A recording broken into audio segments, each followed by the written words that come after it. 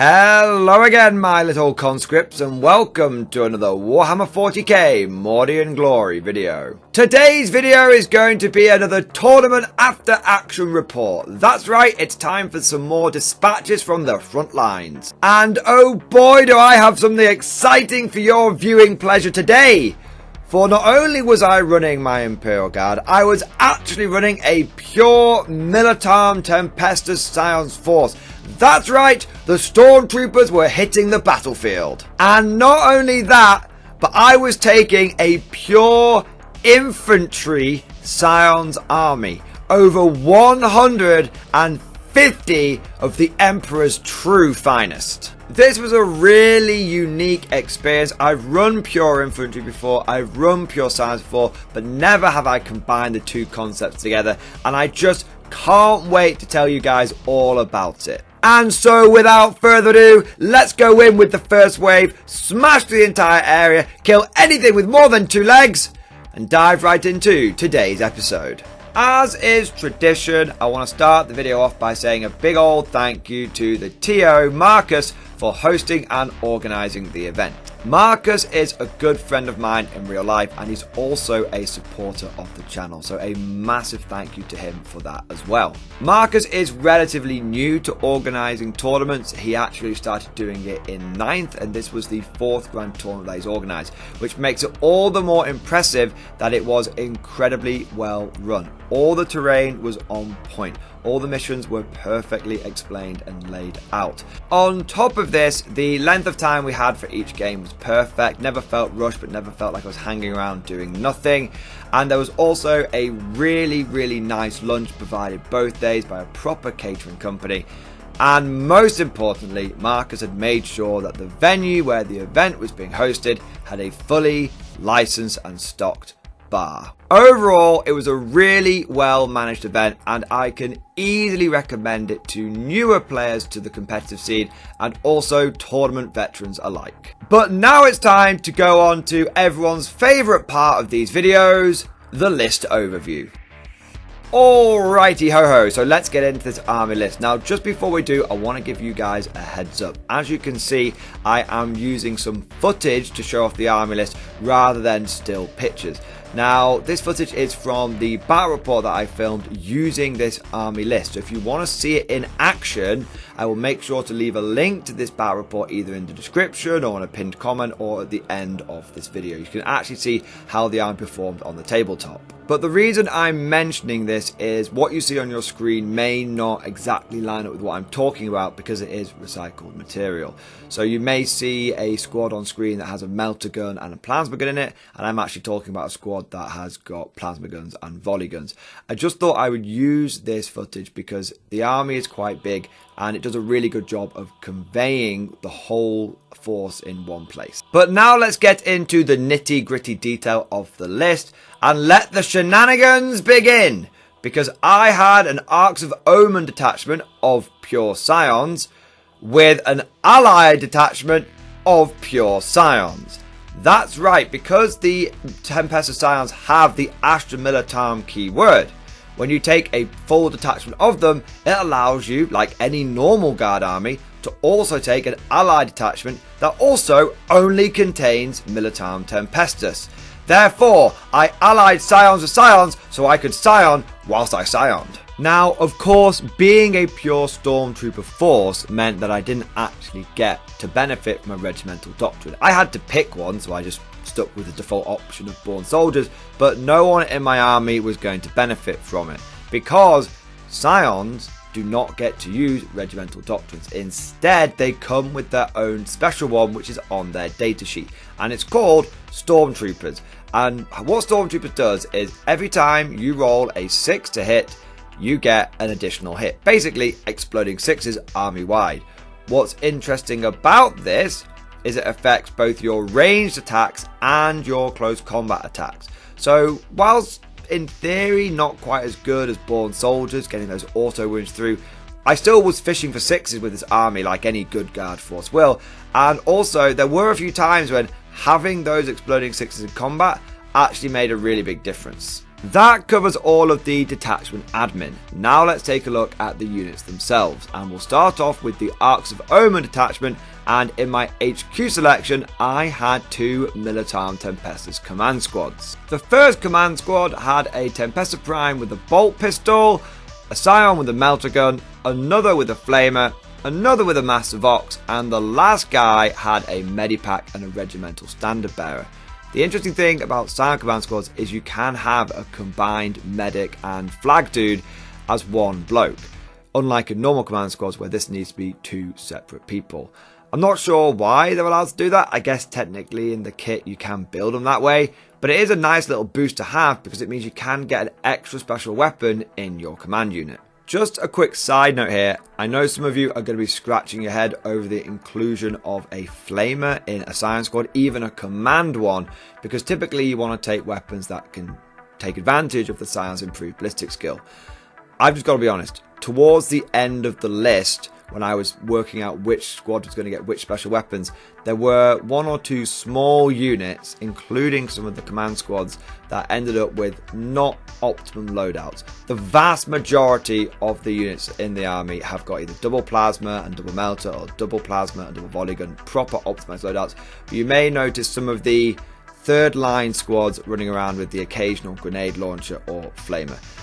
This didn't actually have a huge impact on my army's performance in any way, shape or form, because those units typically perform duties such as dropping down and retrieving some data or holding a backfield objective. But moving on, the command squad also had a relic, which was the Finial of the Nemrodesh First, also affectionately known as the Big Bullshit Banner. I'd also spent a CP on Officer Cadre for my Tempestus Prime to make him a drill commander. This meant that any Scions that were within 6 inches of him got to double tap their rapid fire weapons whether they were in half range or not. So for example, even if my hotshot las guns and my plasma guns are shooting at 24-inch range, they're still getting 2 shots. This combination of the Big Bullshit Banner and Drill Commander is one of my favourite things about running pure Scions, because it allows you to create a Scion Death Ball, which is a tactic that I often like to include in my normal guard armies, and something that I was really going to be able to leverage in this pure Scion force. The second command squad had exactly the same loadout and equipment as the first one, except I'd spent a command point on Officer Cadre again, this time going for the precision targeting Scion Warlord trait, which means that all Scions that are within 6 inches of that Tempestus Prime get to ignore cover, both light and dense. I then had 2 more HQ choices in my Arcs of Omen detachment, and I had 2 Death Korps Marshals, and each one of these had an Ogryn Bodyguard. Now I know what you're thinking. Death Korps Marshals, they're a normal guard unit. If you put those in your detachment Mordian Glory, that will break it and mean that your Scions become elites again, surely. Well, yes, but also no. You see, by attaching an Ogryn Bodyguard to each Death Korps Marshal, it meant that the combined unit shares all of the different keywords, including the Militarum Auxilia keyword of the Ogryn Bodyguard, and you are allowed to include auxiliary units in your Scion army without breaking the detachment. It is a bit of a cheeky loophole, but I made sure that I ran it past Marcus first, that he was comfortable with it, and he did check with a number of other guard players first to make sure it was all above board. The reason I want those Death Korps Marshals in my army is because it gives me 2 sources of reroll 1s to hit, and I really want those reroll 1s because I am running a shed load of plasma in this army. But moving swiftly on before people lambast me too harshly in the comment section for using a dirty loophole, let's take a look at the bulk of the army, which was the Scion squads. In the main detachment, I had 12 10-man bricks of Scions, all of them loaded up with as many special weapons as I could give them. I had 4 squads that were equipped with double plasma gun and double volley gun. I then had 6 squads that were equipped with double plasma gun and double melter gun. And then I had 2 squads that were equipped with double melter gun and double grenade launcher. And every single one of these squad leaders came with a plasma pistol and power sword or chain sword. After this, we had the allied detachment of Scions, and the HQ choice in there was another Tempestus command squad, giving us 3 in total, and I'd spent a couple of CP on that one to give it a refractor field generator relic, meaning that all of the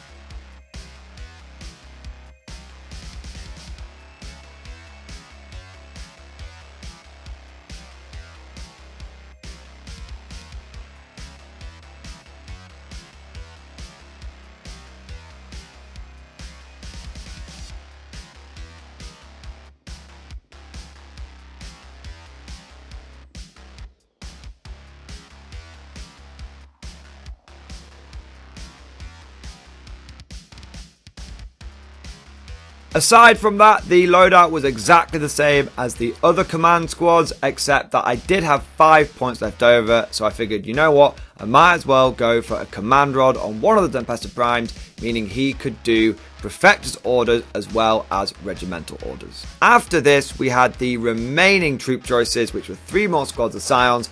I had 2 5-man squads, each one with a sergeant with chainsword and plasma pistol, and then I had a flamer and a melter gun in these units. These were some of the ones that were just going to drop down and retrieve data, so it really didn't matter what their loadout was. And then I had another 10-man squad that I was able to scrounge together, and this squad came with a plasma pistol, chainsword, Tempesta, and then it came with 2 melter guns, a grenade launcher, and a hot shot volley gun. Really scraping the bottom of the barrel when it came to putting this last squad together, and it was quite an eclectic mix of models that made up the squad members. And that covers all of the units in the army, but I just want to spend a couple of quick minutes talking you through the general strategy and tactics I had planned for the force. Basically, I intended to run it like I would any normal guard infantry army, use overwhelming numbers and my clear advantage in objectives secured to get me some victory points and also crush my opponents. However, this army had a couple of distinct advantages and disadvantages over its regular guard counterpart. One of the greatest things about this army was it actually had genuine damage output, something that normal foot guard can struggle with. Every single man in this force comes with a hotshot lasgun or better, which means my starting AP is at least 2. You then also take into account that my basic ballistic skill is also improved, and I'm hitting on 3s to start with. If I then put take aim on my units, and considering the amount of orders that I have, it's very easy for me to get take aim army wide. It means my entire force is hitting on 2s, many of them rerolling 1s thanks to Korps Marshal, and they've all got +1 AP as well. Meaning my lasguns are going up to AP -3, and I'm getting AP -5 melter guns and AP -4 plasma guns. Another big advantage of this army was that I could deep strike. One of the problems I tend to find with foot guard is I can hide the majority of my army out of line of sight, but there's always going to be 2 or 3 squads that I just can't hide them, and they end up getting stuck out front as a bit of an early screen, but they tend to just die and they don't really add anything to the army. With my Scions, it was very easy for me to work out how many guys I could hide behind line of sight and then just go, you know what, the rest of you guys could just go and deep strike. And I could do that before I even deployed any of them because I was familiar with the terrain types that were being used. It was UKTC standard. So typically I would start the game with 2 10-man squads and 2 5-man squads in reserve, those with the less good loadouts, and then everyone else would start on the board and my entire force would be comfortably hidden away from the enemy's initial firepower. However, there were a couple of disadvantages of running pure infantry Scions over pure infantry normal guard. The first one was I was way less durable. That might sound really strange with the fact that I've got a 4+ save army wide rather than a 5+, but to be honest with you, in 40k, a 4+ save doesn't really mean all that much. There's no real difference. There's so much AP flying around the game these days that more often than not, unless you're running Terminator armor or you've got some kind of invulnerable save, you're not really getting one at all. Also, when I'm running my Horde normal guard, I'm typically taking Death Korps Krieg. This gives me a mini transhuman across the majority of my army, meaning I can't be wounded on 1s or 2s, and it also means I get medics in my squads which allow me to ignore the first failed wound, and I can even bring people back to life in that squad for a command point, making them significantly more durable. And this lack of durability was further compounded by my lower numbers. I didn't quite have as many guys as I normally would have in a pure infantry guard force. I had about 159 if you include every last jack of them. When I go into games with my pure infantry regular guard, I have 180 line infantry alone. And then we start adding in the heavy weapon teams, the other supports, the command squads, and all these other bits, which normally I don't even count towards the total, but if you do, easily get you above 200. So in many ways, I was running a force that was about 25% smaller than I'm normally used to running. Putting all of this together, what it meant for my overall strategy was that I had a force that could afford to take some casualties, but I couldn't be totally reckless. I would still need to be a Scion player at heart, picking my fights and making sure that I achieve localized, overwhelming superiority, and that I really leverage my firepower to make sure that I hit the enemy so hard that they're left reeling, and I get indirect durability simply by there being less enemies on the board. But that covers everything for the army list, so now let's move on to the lay of the land. How competitive was this event? So overall, I would describe this tournament as semi-competitive. There was a real mixture of people who were running fun lists and those who were running cutthroat lists. However, it's important to remember that we are near the end of an edition. So something being semi-competitive is all relative. The people that are going to tournaments at this point and aren't just waiting out for the new edition for 10th are the people that still really like to play competitive 40k. So there was no one there who was brand new to tournaments. Every single person that was at the event has been to them before and is a seasoned competitive player. Having said that, just because you go to a lot of tournaments doesn't mean that you are a cutthroat win at all cost player, and there are loads of people who are just using the event as a bit of a social to have a few beers and roll a few dice. In terms of the army list themselves, I would say about 60% of them were quote unquote proper 40k army lists, and the other 40% were still powerful but maybe a bit more of a Johnny Rambo mad concoction that the player had come up with themselves. And then you had a few people that were just running proper fun meme armies. So for example, we had a guard guy that turned up with a pure tank company, and then we had an orc player who did end up coming last, unfortunately, who ran 180 Gretchen and ran a pure grot army. As for the event, it was a pretty standard grand tournament. 2 days of 40k with 5 games played, 3 on day number 1 and 2 on day number 2. All of the scorings and pairings were done via the BCP app, and as for the missions themselves and the terrain, it was all UKTC standard. If you're not familiar with that, basically all the terrain is one form of L-shaped ruin or another, and the missions are set, and the terrain is set per mission. Each mission comes with a dedicated terrain map, and the first thing that both players do is they make sure the terrain is where it's meant to be according to the map. This makes it much more balanced and fair, and you don't end up with one player with a side that has all the terrain and one player who's basically playing on Planet Bowling Ball. And now the part you've all been waiting for, the games themselves. Let's dive right into game number 1.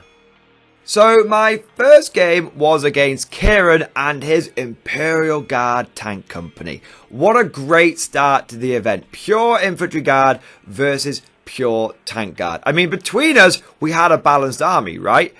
But what made this game even better is that I know Kieran. I've played against him before, and he's a proper sound lad. He's a quintessential guard player. He loves the faction. It's his main thing. He's got multiple different guard armies, and he's just a really nice guy to play against. So I knew that the beginning of the event was going to be fantastic, and it really put me in a good mood for the rest of the day. As for the matchup itself, I was actually a bit nervous, and I was worried how this game was going to go.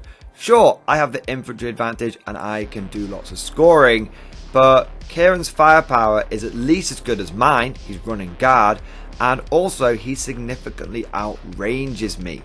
I can only really threaten him if I get within 24 inches, but he can bombard me from 36 inches away, 48 inches away, or even 72 inches away or further. There's a real risk that I'm going to lose a lot of my guys slogging up the board just whilst he fires into me and tears chunks through my ranks. On top of this, most of his firepower is wounding me on 2s. The occasional heavy bolters wounding me on 3s, but realistically he's hitting me good and he's wounding me on 2s, and I'm not really getting an armor save against it. On the other side though, whilst I have a shed load of melter and plasma, my weapon strength caps out at 8, which is okay going into the Lehman Russes. It can go either way. It's 50-50. If I roll all right, I'll be able to get some wounds through. But he's got a Shadow Sword and a Rogel Dawn in there. Those are both toughness 9, and even my most powerful weapon is only going to wound those on 5s. However, there was one vehicle that I wasn't worried about, but it was really cool to see one in the flesh in real life for the first time, which was Kieran's Carnodon. Now, if you've not heard of a Carnodon, I don't blame you. It's a really obscure tank you can buy from Forge World, and it's actually a 30k unit that GW has given a 40k datasheet in case you want to use it in that game. It's terrible. It's basically a overcosted Chimera that comes with 4 las cannons, and it doesn't even get the turret weapon rule. But that doesn't matter because it obviously wins the rule of cool prize. And Kieran, if you're watching this, you are my absolute hero for bringing that relic to the tabletop. Now, the mission was tear down their icons. It's a 5 objective mission. You get points for holding 1, holding 2, or holding more. And the tertiary part of the mission is where if you plant bombs, you get some points at the end of the game. I wasn't going to have a problem with planting bombs because I've got loads of troops, but Kieran was going to struggle to do it with his pure tank army. For secondaries, I went for my standard set, and I pretty much took these in every single game. If I ever forget to mention what secondaries I took, guys, just assume I took the following 3, which was Boots on the Ground, Inflexible Command, and Retrieve Battlefield Data. Now, Kieran went for no prisoners, obviously, got lots of infantry to kill, Engage on all fronts, which is better for him than Boots on the Ground because he can actually do that with his vehicles. And he really struggled for the last one, and he was kind of forced to go for by Lasgun and Bayonet. Deployment was a pretty standard affair for both sides. I put 2 10-man squads and 2 5-man squads in reserve, those that didn't have very good loadouts, and then everyone else went behind the L-shaped ruins. Kieran put all of his tanks on the board. He held his backfield objective with the Carnodon. It's a terrible unit, so it might as well do something useful. And then he split the rest of his tanks down into 2 phalanxes. He had the Rogel Dawn tank commander and 3 other Lehman Russes go down one flank, and he had the Shadow Sword and 2 executioners go down the other. Kieran got the first turn, and he decided to go for an aggressive blitzkrieg push. All of his tanks went pretty much as far forward as they could. The Rogel Dawn and 3 of the Lehman Russes went down to the south. The 2 Plasma Executioners and the Tank Commander went towards the centre. And the Shadow Sword decided it was going to take the northern flank single-handedly. He didn't have any line of sight to anything really worth a damn. I think he was able to just draw a bead to the tail end of one of my squads, which the Rogel Dawn did a good job of pasting. And I think I lost about 5 or 6 Scions in the first turn, but that was basically it. As for my own first turn, I play it a little cautiously. I'm not quite sure how much damage this army of mine can do just yet, and I want to get a little feel for it. I'd only had one practice game before going to the tournament, you see. What I decided to do is take 2 of my squads that are in the middle and have them go out to try and pick off one of the enemy Lehman Russes. I then take one of my squads that are in the south facing off against the Rogel Dawn battle group, and I'm like, you know what, I'll give them a bit of a volley, try and take some wounds off the Rogel Dawn, but really I just want to slow it down and tie it up in combat. Likewise with the Shadow Sword, I don't think I've got much chance of bringing down that metal behemoth, so I move one of my squads out and just move block it. I'm gonna lose that one squad, but that's okay. Naturally, I begin retrieving data in my home table quarter, and then we get into the shooting phase. And I start to realise, how badly I had underestimated my own force. These weren't regular guardsmen, these were the Scholar Progenium's finest. I began by giving the Rogel Dawn a bit of a tickle. I fired 2 melter guns into it and was able to get a 6 on one of those shots, meaning that my 2 melter guns got 3 hits. I was then lucky enough to get the wound through, and thanks to a CP reroll, was able to do maximum damage. After that, the plasma guns, crack grenades and whatnot went, and I brought the Rogel Dawn down to 5 wounds with a single squad that didn't even have take aim on them. Not wanting to be outdone, the squads in the centre then opened up. I fired the first one into the Leman Russ, expecting it to take 2 squads to kill, and I didn't even need to roll the las guns or plasma pistol. The 2 plasma guns and the 2 melter guns absolutely annihilated it, turning it into a puddle of molten slag. Once again, I managed to get a couple of 6s on the plasma guns, and I had reroll 1s to hit, take aim, and reroll 1s to wound on this unit, meaning that the plasma guns alone were able to take off about 8 wounds from the Leman Russ, and the 2 melter guns were able to finish the job in relatively short order. This is way more than I had hoped for, and not even in my wildest dreams had I expected a Scion squad to be able to single-handedly go 1-to-1 against heavy armour of the Guard. It was a really good result, although there was a slight fly in the ointment, which is I'd kind of overexposed myself in the centre. Knowing what I know now, I would have just moved the 1 squad out to blow that Leman Russ up. But by moving 2 squads out, it meant that when it came over to Kieran's turn 2, he blew away both of those units. And I realistically didn't need to lose both, so it was a slightly inefficient trade for me. But I now knew what my squads were capable of, and it meant that I could much more effectively and efficiently place my shots and mark my targets going forward. Kieran's turn 2 is pretty straightforward, but he does start off with a neat trick. The Scions that were wrapping the Rogel Dawn had managed to get onto the objective, and they were denying him that at the beginning of his turn. But in his command phase, he ordered one of his tanks to count as being objective secured, and thanks to the fact that his regimental doctrines were armoured superiority and swift as the wind, it actually meant that he got to hold that objective, and going into his second turn, he did score 8 primary points. The rest of his turn consists of falling back with the Rogel Dawn, moving his tanks forward pretty aggressively, trying to set up some fire lanes, and also sending a couple of Leman Russes into the centre, and then just blowing away the 40 Scions that I had exposed. His firepower was still very impressive. I'm not going to lie, losing 40 Scions in a turn, with several of those squads having double melter, double plasma, certainly stung, and it was going to have a bit of an impact on my anti-tank capabilities. However, I do think Kieran made a slight mistake here. By moving forward and being aggressive, sure, he was putting some pressure on the objectives, but his list was never really going to do much around the objectives anyway. He should have tried to keep me at arm's length and bombard me, and won in turns 4 and turns 5 when I was really badly thinned out. All coming further forward did was give me the opportunity to get more melter guns, plasma guns and volley guns and plasma pistols into range, and start allowing me to bring the full power of my list to bear. And that's exactly what I did in turn 2, and unfortunately turn 2 did basically seal the game. In a single turn, I was able to destroy every Leman Russ but the tank commander, and also the Rogel Dawn, and put a significant number of wounds on the Shadow Sword as well. Yes, I did have to bring all my reserves in. Yes, I did need to put take aim on most of my units, and yes, I did have to go all in, but it was essentially the killing blow. Kieran's turn 3 consisted of his Shadow Sword going relentless, killing a few little things, and the tank commander with the Vanquish Cannon just yeeting its round into a Scion squad and killing about 4 of them.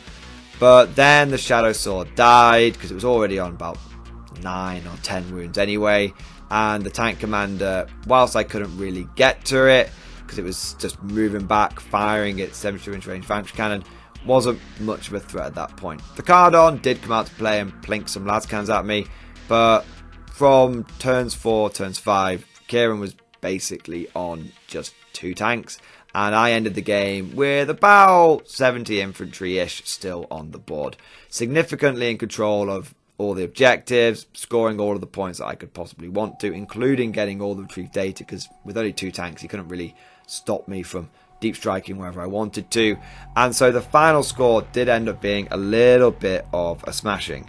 Kieran was able to score 51 victory points, and I was able to get 92, leading to a significant major victory to the Glory Boys. Looking back on this game with the benefit of hindsight, I think I was overcautious and overly worried about what Kieran's list could do. By not taking Born Soldiers on his tanks, it made them significantly less killy. And by taking the Carnodon, it meant that he couldn't afford those all-important sponsons on his Leman Russes and Rogel Dawn, making it much easier for me to move block them and also reducing their anti-infantry capabilities. Essentially, this was like a game of Guard versus Imperial Knights, and we all know how much of a good matchup that is for the old Astra Militarum. But with game 1 out of the way and a pretty good start to the tournament with a nice win under my belt, it was time to go into game number 2. Game number 2 comes around and it's another Guard versus Guard affair. And this time I was taking on Tom with his beautiful old school Catachan army. I have to say, I absolutely love this army. It was full of charm and character. Many of the Leman Russes were the old school design with the big boxy turrets. He had the old Demolisher with all the metal sponsons and everything.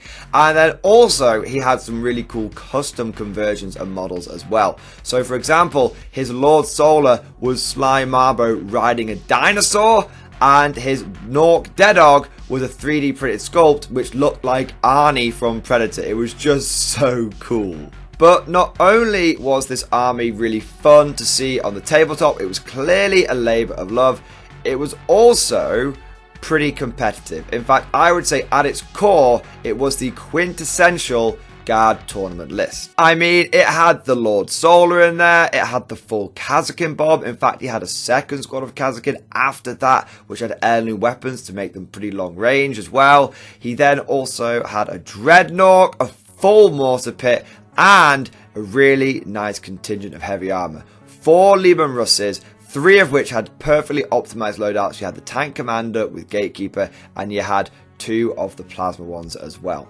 However, despite the fact that his army was more competitive inherently than mine was, I did hold a big advantage over him, which was I was bringing a lot more bodies to the table, a lot more boots to the ground, and that meant that I really had an objective secured advantage over Tom. Because of this, my overall game plan was to focus down his infantry, eliminate those as quickly as possible, and then hope that I had enough bodies to outlast the return firepower. Now, the mission for game number 2 was Data Scry Salvage.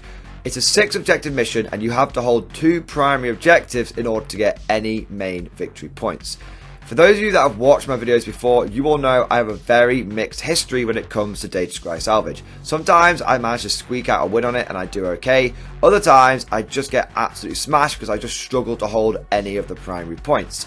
So I wasn't super confident going into this game because I know I've struggled with this mission in the past. For secondary objectives, I took the Boots on the Ground and Flexible Command and Retrieve Battlefield Data, the standard suite of objectives that I pretty much took in every single mission. Tom took Boots on the Ground, surprise, surprise, Inflexible Command, ooh, shock and horror, and then he went for Raise the Banners. Deployment was a very standard situation. I deployed loads of infantry behind ruins and put 30 or 40 Scions in reserve, and Tom ended up putting his infantry behind his line of sight blocking terrain, but he didn't worry too much about sticking his tanks out in the open because he knew that I wouldn't have the range to them turn 1, and he measured that all up correctly, so he wasn't being careless with that, guys. He absolutely made sure that his tanks weren't going to be under threat that first turn. And then we got into who was going to have the first turn, and we rolled the dice, and unfortunately I did win the roll-off, which means I had to go first. Now you might think that's a bit unusual. Why were you sad that you won the roll-off? Well, the problem was that I was kind of hoping that Tom would win it, and then he would do a similar maneuver to Kieran. He would move out and be kind of aggressive, and that would allow me to get my short-range Scions into firing range much quicker than normal. But as it was, I was going to have to play it very cagey turn number 1 indeed.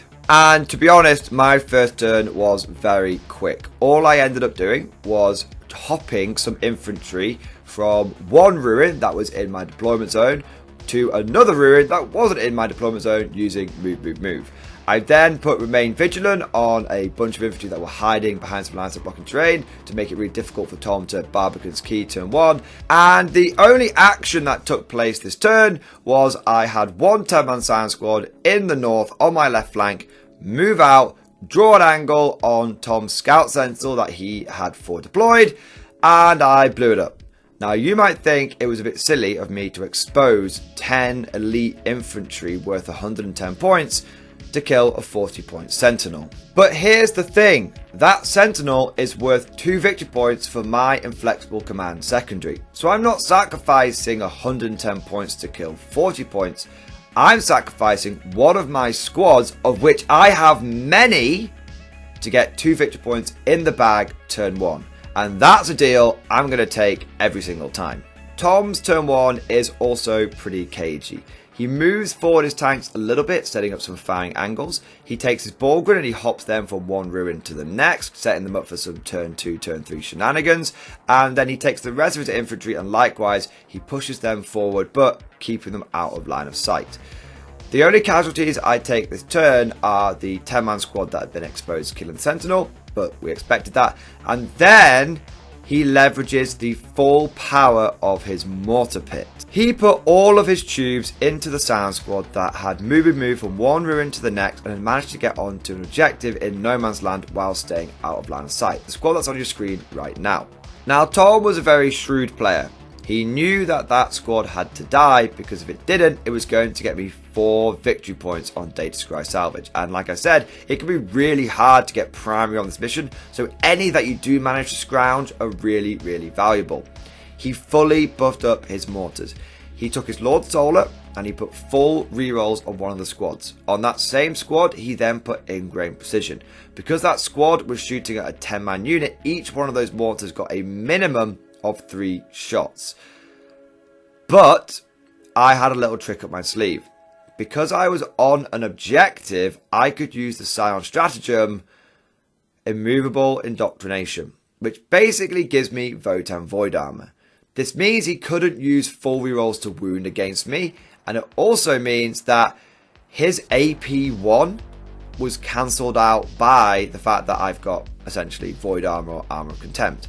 This meant that, combine that with the fact that mortars, when firing indirectly, like any indirect weapon, give the opposing unit +1 to their armor save, means that my Scions are on a 3+ save. Essentially, I've got power armor. As a result, even though he concentrates all of his mortars into this unit, he isn't able to wipe them out. In fact, he kills them down to 2.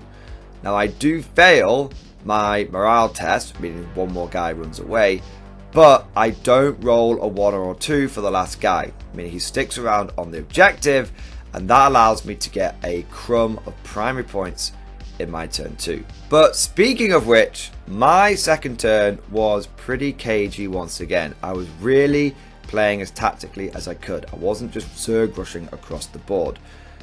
What I do is I take another 10-man squad, but this time, instead of it being in the north, it's in the south on my right flank. And I move them out, and I do the same trick that I did turn 1. I blow up the second Scout Sentinel. The reason I hadn't gone after both Sentinels turn 1 is because I wanted to get Inflexible Command in these first 2 turns. If I'd blown them both up turn 1, I would have only got 2 victory points. But by spreading it out, it meant that I could get 4. And in a weird case of deja vu, I take another 10-man squad and I move them onto the objective in no man's land that's behind the ruin, which has currently just been held by that one lone shattered survivor of the turn 1 squad that did that, but now it's being reinforced by another 10-man unit.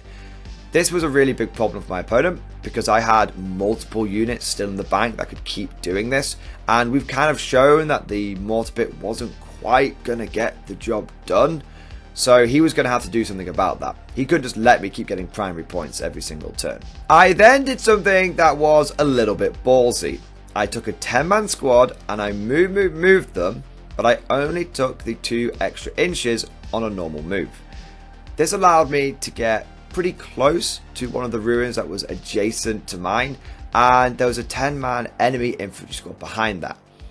I was willing to sacrifice 10 of my guys to take out 10 of Tom's if I could make the charge, because I've got more infantry than him, and every single time that I can take away a little bit of his very limited objective secured, I'm going to take that opportunity. Going for an 8-inch charge is pretty risky, but I did have a CP in the bag. As it turned out, I didn't need it. I made the charge comfortably on a 9 or a 10, and I go swinging in there. However, I don't have fixed bayonets on my unit, so the combat isn't a sure thing, and I don't fully whiff it, but it doesn't go quite as well as it probably should have done, and I end up killing about 7 out of 10 of these guys. Morale kicks in, and another 2 of them run away, and that basically leaves the lone Vox man running around. So the squad is essentially neutralized, and I don't remember what happens to that Vox guy. I think he ended up just getting picked off at some point. So I do neutralize the unit, but it was definitely a bit of a close run thing. And of course, I have again sacrificed a 10-man squad to kill a 65-point unit. And in the south, I've sacrificed a 10-man squad to kill a 40-point unit. So I am trading for certain advantages, but at this rate, I will run out of points before my opponent. Going into turn 2 for the regular guard, and Tom actually pulls off a few interesting maneuvers. The first thing he does is he takes one of his Leman Russes with the plasma cannons and he full throttles them. And he actually gets a really big advance, and this allows him to speed up to that ruin that's on my side of no man's land and poke a track into the ruin. And therefore he can see through the windows. And therefore, he can see the 10-man squad that's hiding there. He's not going to rely on his mortars to do the job again. He's actually willing to sacrifice one of his tanks to deny me another 4 primary points. I genuinely did not see that coming, and I actually think that was a really smart play by Tom. He actually has plenty of tanks. He can afford to sacrifice 1 or 2 here and there to deny me points, just like I'm sacrificing a few of my squads here and there to deny him points and score myself them. Side note, it definitely reminded me of that scene from Harry Potter where Snape is like, "You dare to use my own spells against me, Potter?" But moving swiftly on, bad Snape impressions aside, Tom's turn kind of goes how you would expect it to. The 10 infantry that were having a Barney with his squad and getting all up close and personal with them, they get taken out by the other tanks like Gatekeeper and the other Plasma Russ. And then the first Plasma Russ that had gone zooming forward, between that and the mortars, they kill the 11 men that were holding the squad, the second 10-man squad that I'd run up there, and the 1 scrap that left over from the first turn. This actually denies me any primary points going into my turn 3, which is pretty good. And then he makes a pretty big mistake. You see, there was still the 10-man Scion squad that I had in the south, the one that had gone after that second Sentinel. And Tom didn't really have a huge amount of assets down there that could blow that unit away. But he did have a Kazakin squad. Specifically, he had the one with the Barbican's key. Now, he didn't turn the key, but he just brought them round the side of the ruin. Didn't overly expose them or anything, didn't make it easy for me to start picking them off with my whole army, but he just brought them round the corner so that they could get a line of sight onto that unit of Scions. And they do successfully wipe out that Scion squad. But the problem is that that's his Barbican's key squad. That's the squad that's forcing me to be really, really cagey, because the moment that I give that any kind of gaps, it's going to come in and delete 30 Scions on its own. And so going into my turn 3, I capitalise on this mistake. In my third turn, I completely shift gears. Instead of playing it cagey, I go all in and go aggressive, because I realise I've got an opportunity here to deliver a killing blow. In the north, I bring out a Scion squad from behind one of my ruins. It's got take aim on it, it's near a command squad, it's near a senior officer, it's got all the buffs, and I put that up against a Russ. Based on the first game, I know that one squad can take out a tank. I also continue with the waves of Scions moving into that objective in no man's land that's behind the ruin, and I stick another 10 bodies on that objective. But the south is where the main party is happening. I deep strike in my 2 10-man squads of Scions in a position where they can get the perfect angle on his Barbican's key Kazakin. I am absolutely willing to trade 2 squads for one of his, because once that Barbican's Key squad is gone, it means there's no turn 4, turn 5 shenanigans where he teleports around and starts just destroying my back lines. Also, it's such a massive threat that if I can get rid of it, it's just really going to mess with my opponent's plans. I'm also able to use my Scion Death Ball, the volley guns, the plasma gun squads, with the drill commander to come out from the backfield ruin and draw a line of sight onto his Bullgryns. I can't remember exactly how the Bullgryns got exposed. Either they went for a long charge against one of my units in the south that were hiding behind a ruin, or maybe they were brought out to help clear that unit that had got rid of the Sentinel. But they were out and they were exposed, and in the course of my shooting phase, I kill all of the Kazakim, I kill all the Bullgryn, and I don't quite manage to kill the Russ in the north. I'd kind of misjudged it because the squad that I brought out was a volley gun plasma squad. But I leave it on 1 or 2 wounds and I'm easily able to finish it off in turn 4. I then also get a really nice long charge. A 9-inch charge with one of my deep striking Scion units that were in the south that goes into the enemy ruin and clears out another 10-man infantry squad. Meaning that I have deleted from my opponent's force 4 units, 4 big units for him in one go. And the Scions, by the way, in combat go absolutely berserk. I go get loads of 6s, loads of exploding hits. They just tear the guardsmen to pieces and they drive my opponent from that objective, which once again denies him any primary points. Looking at my opponent's army now, it means that he has lost 20 of his 30 infantry, basic infantry, and he's lost a Kazakin squad, and he's lost a tank, and he's also lost his Bullgryn, and he's lost the Sentinels. His ability to project power out of his deployment zone has actually been massively reduced. He doesn't have a Barbican's Key anymore. The only units he has in reserve are his Scions, and that's only like a 5-man squad and a command squad, or maybe it's a 10-man squad, but it's only a little bit that he can deep strike down. After that, it's a bunch of long-range bombardment Russes, but they don't want to get too close to me because I can wrap and trap them. So this was a really, really big turn for me. I have exposed a lot of my units, and going into Tom's turn 3, he does cause a huge amount of damage to me, especially because that Russ that I hadn't quite managed to finish off gets relentless, so it's on full profile. But the equation is certainly in my favour at this point. And I realise, I work out in my head, yes, I've taken a huge amount of damage in my turn 3, but I've done just enough damage to my opponent that I don't think he can actually pull it back. I don't think he's got enough OBSEC or enough units.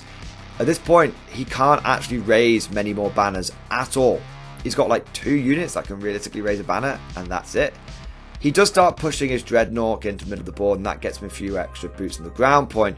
But essentially, turn 4 and turn 5 can be summarised in me continuing to sacrifice units to deny him primary points and to keep pushing him back and corralling him into his deployment zone and sort of in the middle of the board. And by the end of the game, I am down to about 7 models. I think I've got a command squad and a couple of scraplets.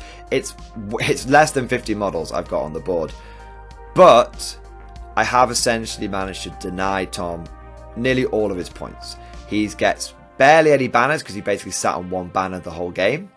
He just managed to max out Inflexible Command, and of course also he does pretty well on boots on the ground. But his primary score is really bad. He isn't able to get any primary points for holding objectives until the final turn. And then he does manage to get 12 because he went second, so naturally you get 12 for doing that.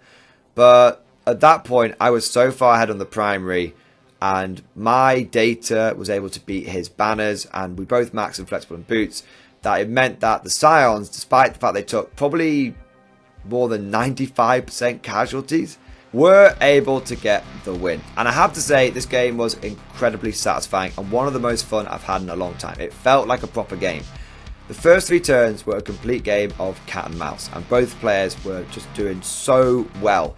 And I think that if Tom hadn't exposed that Kazakin squad with the Barbican's Key, he could have won the game.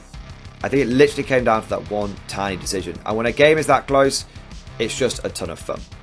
But now let's move on to game number 3 and the final game of the first day of the event.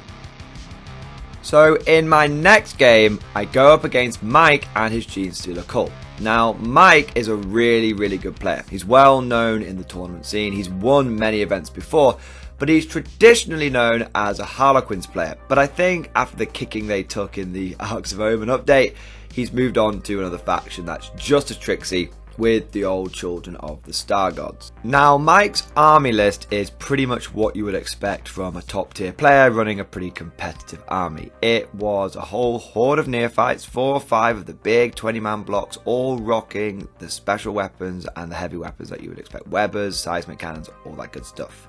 He's got some with shotguns, he's got some with auto guns, and on top of this, he's running a bunch of smaller acolyte units, things that can come down and do objectives, or they can sit in the various trucks he's got in the army and chuck out demo charges. On top of this, he's got a bunch of cheap chaff units, such as the bikers that can just drive around. They're weirdly durable thanks to their inbuilt -1 to hit, and they actually do quite a lot of damage thanks to things like demo charges. And naturally, being a Genius Local army, it's got a whole bunch of characters as well. Off the top of my head, I remember there being a Patriarch, a Primus, a Nexus, a Sanctus, and one of the Saboteurs and a Kelemorph. The mission is Death and Zeal, and therefore it's a 5 objective mission: hold 1, hold 2, hold more.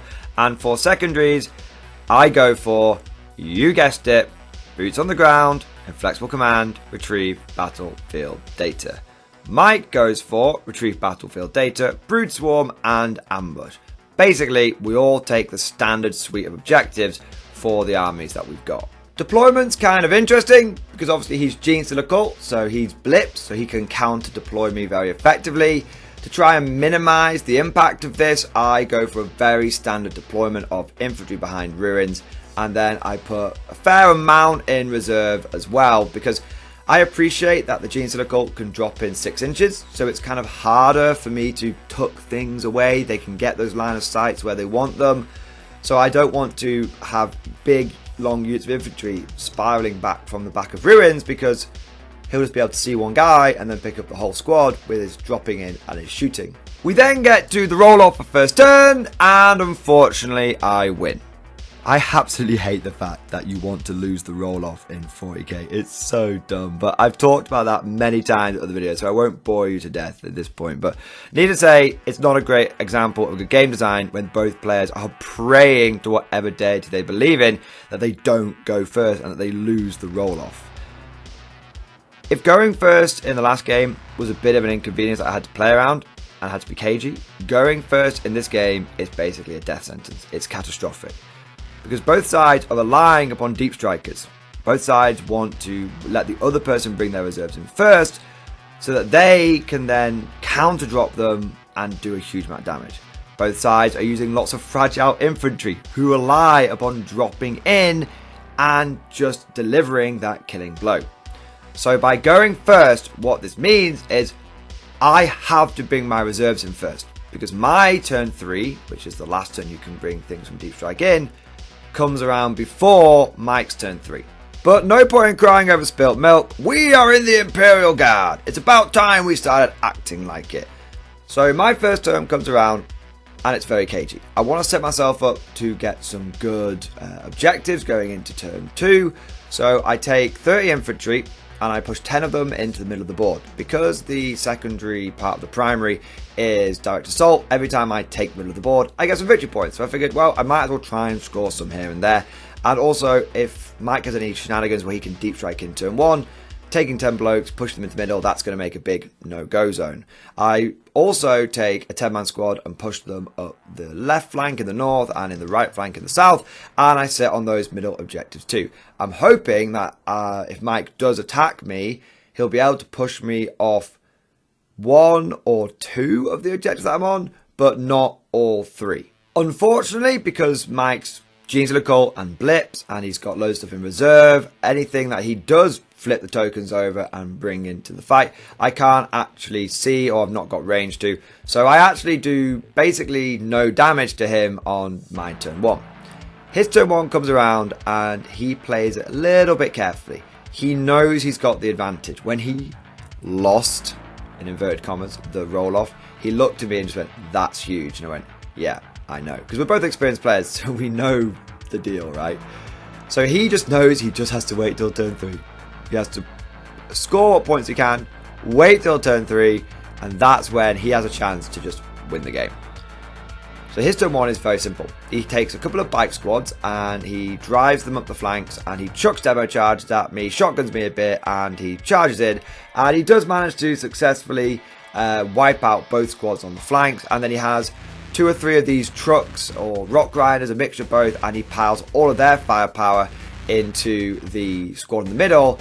And despite the fact that I've got a movement nation and there's some dense terrain there, there's just a lot of firepower because he can put crossfire markers down using his Primus and his Nexus. And so he does, unfortunately, from my perspective, manage to clear me from all 3 of those objectives. I was really hoping he wouldn't quite manage that, but it is what it is. Losing 30 infantry is not a problem, but losing 30 infantry turn 1 and killing nothing of your opponents is a little bit of salt in the wound. But it doesn't matter. Turn 2, let's see if we can get some kills now. So I take another 10 infantry, I push them into the middle of the board. That's 2 more victory points. As long as I can just keep on scoring, just keep on ticking up, it'll be alright. I then take another 2 squads of infantry and I push them down each flank again. This time I'm like, let's go after those bikers. Benefit of hindsight, maybe I shouldn't have done that, but it was a really difficult position to be in because I knew my reserves were coming in turn 3. I knew that there was going to be nowhere for me to hide them realistically without just essentially just deploying them in the very back corner, and that doesn't even really protect me against things like autoguns and seismic cannons and whatnot.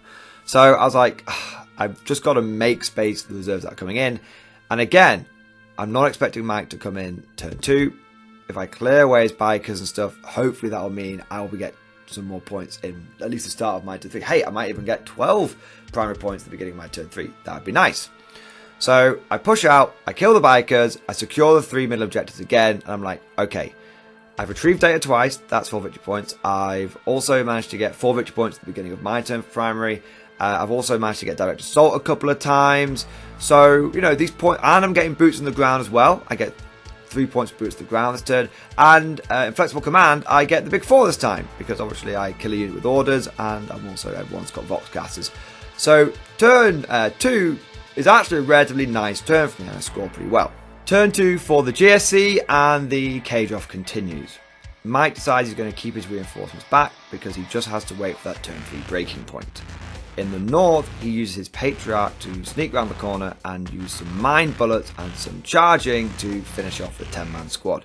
I was kind of hoping that he wouldn't roll particularly high on his smite and his other mine bullets, but as it is, he got pretty lucky, did a shitload of mortal wounds, and the Patriarch was easily able to finish them off in combat. In the centre, Mike uses his Gene called truck, and then also the Kelemorph that's inside the truck. He gets out, shoots, and then gets back in, and he's able to wipe out the squad in the centre. It's really annoying that he keeps wiping those squads out, because for direct assault you get 2 points for killing a unit in the centre. So he's matching me on direct assault points, but he's not taking any casualties, whereas I am. And then in the south, the 2 rock grinders, between their moving and their shooting and their charging, seismic cannon to death and rock grind a bunch of Scions, and I actually end up losing the full 10-man squad. I think 1 or 2 of them did stick around, but unfortunately I rolled poorly on morale. One ran away straight away from failing the morale test, and then the remaining 1 or 2, I think I rolled a 1 or 2 for their morale test. So the whole squad evaporated. That was a bit unfortunate. If I'd managed to keep those 1 or 2 alive, they're obsec, the rock grinders aren't, so I could have potentially got some more primary points. But as it is, going into turn 3, I'm once again down to a single primary. I've taken 60 casualties at this point. I've got to bring my reserves in, because I'm actually pretty thin on the board. By taking 60 casualties and having 40-50 guys in reserve actually means I was down to about 40 or 50 Scions on the board, including my command squads. So bringing the wave in allows me to essentially, you know, like Pokemon, spray that health potion on my army, restore their HP, and get back up to my original fighting strength I started the game with. Unfortunately, I don't really have a huge amount of good targets. I've got the rock grinders and the truck, and that's it. But the Patriarch used a stratagem where after it's killed all my guys in combat, it scuttles off back into the darkness, so I can't even go after his Warlord. But the second wave is here. It's ready to smash the entire area. Let's see if we can get some use out of it. So I take a 5-man Scion squad and I go and get them to retrieve data. So I've retrieved data 3 times now, which is good. 8 points in the bank. Again, I take 10 infantry, put them into the middle of the board. I'm hoping that if I can take that objective and then also blow the truck up that's on the objective, it'll get me 3 victory points for direct assault. Very nice. And then I'm also decided I'm going to go after that rock grinder down south as well, because I don't want that thing to just start working its way on a flank. And look, if Scions could take out a Lehman Russ in one volley, then they sure as shit can take out a Gene Stealer Cult truck. So those 2 enemy units did die. The relative units piled out behind cover or into safe locations, but I had managed to destroy a couple of vehicles, and especially that truck in the middle dying was pretty big because it got me an extra point for direct assault. So now I've sacrificed 10 guys for 3 victory points, which is alright. I do also get another 3 points for boots on the ground, because the squad that dropped in and retrieved data gets me a point, and I've got my point in my home objective, and then I've got a point for going over and dealing with that rock grinder in the south. A flexible command, also I destroy a unit, so guess what? 4 victory points for that. Very nice. And everything's just ticking up. I've got 8 for retrieved data at this point. I've got 10 from flexible commands, all looking gravy. I've got a bunch of primary and tertiary points. Things seem to be going in the right direction. As long as I can now survive this Gene Stealer Cult counterpunch with enough guys intact, I should be able to maybe make something happen here. Because I know that pound for pound, my guys massively outfight his. I know that I can shoot him and charge him with a 10-man squad, and I'm pretty confident I'll be able to deal with a 20-man Gene Stealer Cult blob just with 10 of my guys. Because I've got more attacks than him in combat, I've got better ballistic skill, I have exploding 6s, I just need to survive this turn 3, and I might be able to pull something out of the bag. Unfortunately, I don't survive turn 3. Boys, it ain't even close. How could I possibly hope to withstand against the will of the Star Children? This was a plan generations in the making. Well, at least 3 turns in the making anyway. 80, 100 neophytes, I don't even know how many, boys. They're coming out the goddamn walls, too many to count.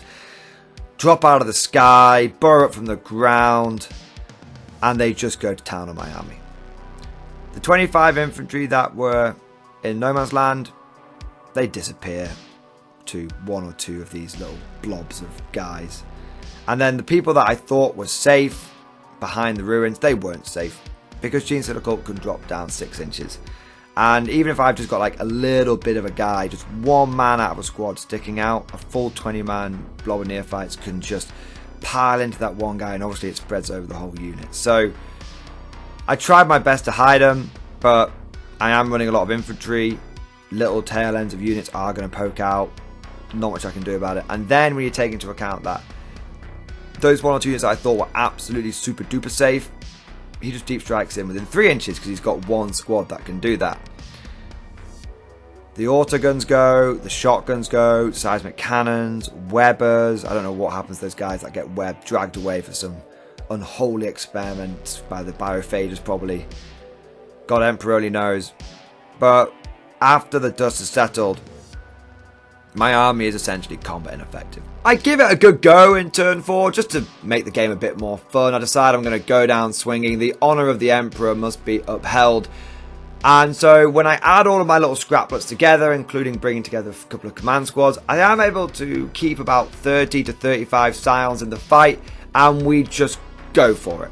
We just push out, big charge, everyone gets take aim, everyone shoots as much as they can, everyone charges as much as we can, and we actually managed to kill about 60 to 70 of these neophytes. We clear away most of the horde, which is very impressive work. But it's one last hurrah, and I fully exposed my army. Nothing got held back. It was a glorious charge by Hotshot Lasgun and Bayonet. We went to dine by the Emperor's table, and in Mike's turn 4, he just tables me. Just wipes me out. And the final score is pretty favourable to Mike. I think he ended up scoring 90 plus points because he's got turn 4, turn 5 to just get all the objectives that he wants.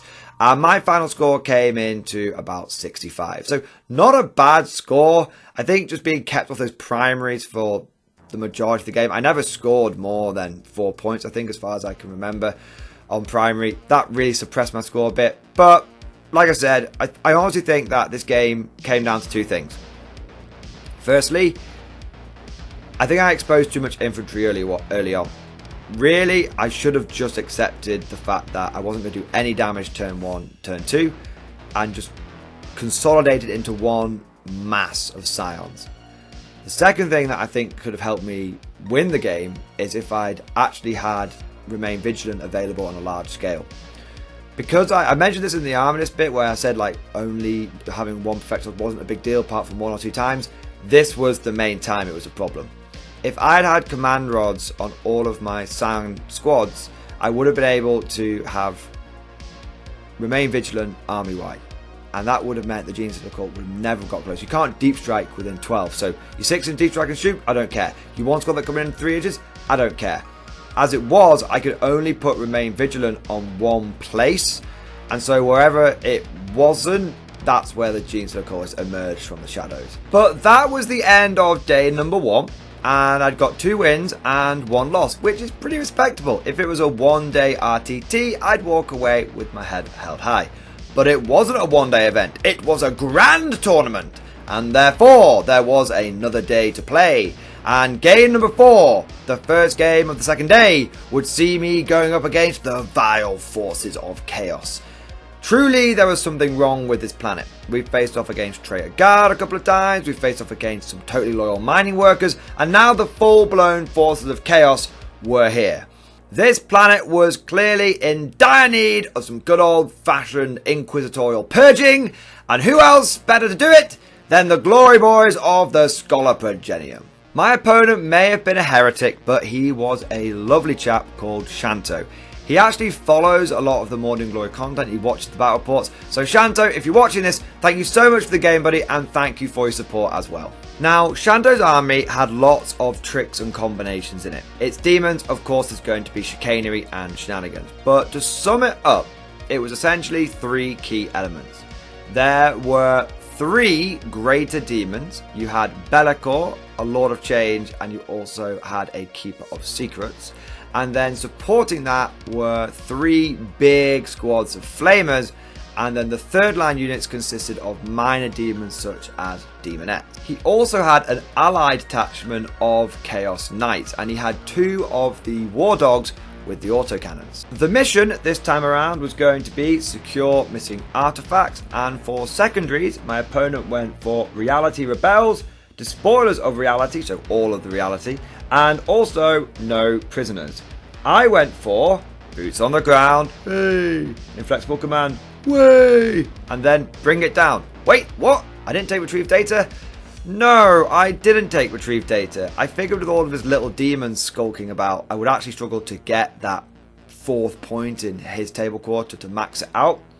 And I also figured that his main damage dealers were going to be those greater demons, and each one of those was giving up 3 or 4 points or something insane. So if I'm able to kill them, and I really want to kill them anyway because they're going to be coming at me, I'm going to score 12 victory points. In fact, if I kill all the greater demons and the war dogs, I max out that secondary. And if I only kill 2 of them, then I still get the same amount of points as if I retrieve data. So it's only a win-win-win for me going after Bring It Down. And then we get into deployment, and I'm going to sound like a broken record. In fact, I'm just going to let you guys guess what my deployment was. It was exactly the same as the last 3 games. And then we go over to Shanto's deployment, which was actually interesting because I expected him to put loads of stuff in reserve because he's demons and he can make me scared, and the more scared he makes me, the closer he can deep strike his guys in, which makes him have some very easy charges. But he said, well, you have that order Remain Vigilant, right? I said, yes, I can only do it on 1 squad, but I can put it in 1 big area to try and keep you back. And he said, yep, understood. I'm going to deploy everything on the line. And I thought that was a pretty big bollocks maneuver to do, and I respected that. At the time, I thought it was pretty brave, but looking back at it with hindsight, it was actually pretty clever. My maximum threat range is 30 inches, and that's not with any of my melter guns, so by deploying on the line, at most he was going to get tickled by a few long-range plasmas and hotshots, and he's got a pretty good invulnerable save across his army, so he doesn't really have to worry about that all too much. As it was, he got the first turn! Huzzah! Finally! I didn't have to go first and overexpose my men, and there was literally no advantage to going first for me in this game. I want him to go first, I want him to run at me, and then I wanted to destroy him. It was going my way, yes! And that's exactly what Shanto did. He banzais everyone forward as quickly as he can.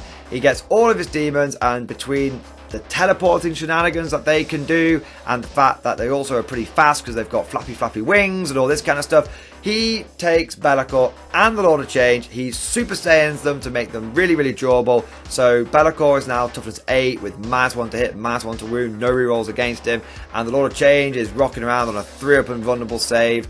And it's also got some modifiers against him. And then you've got the Keeper of Secrets, who doesn't quite go as far, but manages with a good advance roll to make it pretty much into the centre of the board. And that's got a -1 to hit and a decent invulnerable save as well. All the little demons skitter forward. Again, they hide behind line of sight terrain, but that's normal. But the big demons can't benefit from it because they've got too many wounds. So he just goes all in turn 1. He pops up a few psychic powers from his Lord of Change. They do some mortal wounds. There's this quite nasty one that if it kills a unit in one squad, it can start doing a mortal wound to the units around. But overall, I take maybe a dozen casualties, if that. It's not that bad at all. And I think, right, now it's my time to shine. And so it comes over to my turn 1, and there's 2 demons parked on my doorstep. And I think, you know what? It would be rude not to engage them.